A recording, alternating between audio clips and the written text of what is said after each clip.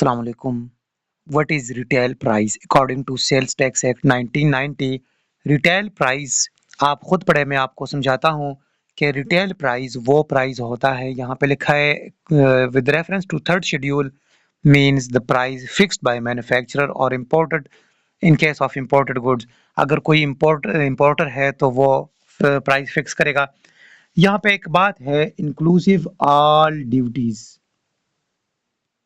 उनमें तमाम duties charges जो है ना, इनकम टैक्स वगैरह, उन पे कस्टम ड्यूटी, उन पे इंपोर्ट ड्यूटी, सब कुछ मिला के उसकी प्राइस में एक्सक्लूसिव सेल्स टैक्स, उसमें सेल्स टैक्स नहीं होगा। That is retail price of that goods. देखिए फॉर एग्जांपल एक बंदा है अली, अली ने बाहर से कुछ चीज़ें इंपोर्ट की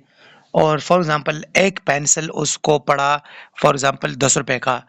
लेकिन उस पे उसने टैक्सेस पे किए, उसने कस्टम ड्यूटीज वगैरह टैक्सेस वगैरह पे किए,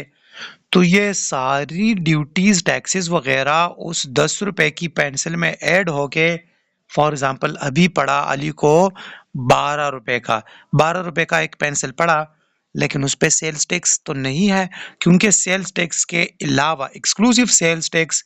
किसी गुड्स की तमाम ड्यूटीज वगैरह जिस पे पे की गई हो और उसकी जो अमाउंट थी उसमें मिला के, so that is called retail price. अभी यहाँ पे एक बात की जा रही है नीचे में कि अगर किसी एक ब्रांड की या किसी एक वैरायटी की एक से ज़्यादा प्राइसेस है, फॉर एग्जांपल इस तरह होते हैं ना कि किसी एक जगह पे उस चीज़ की एक प्राइस होती है, दूसरी जगह पे दूसरी प्राइस होती है, उसकी प्राइस फिक्स नहीं होती। तो फिर यहाँ पे कहता है कि जो हाईएस्ट प्राइस है, यहाँ पे एक बात की गई है द हाईएस्ट प्राइस, तो फिर उसकी रिटेल प्राइस जो सबसे हाईएस्ट जहाँ जिस जगह पे एक्सरसाइज की जा रही है, that will be considered as retail price according to sales tax act 1990।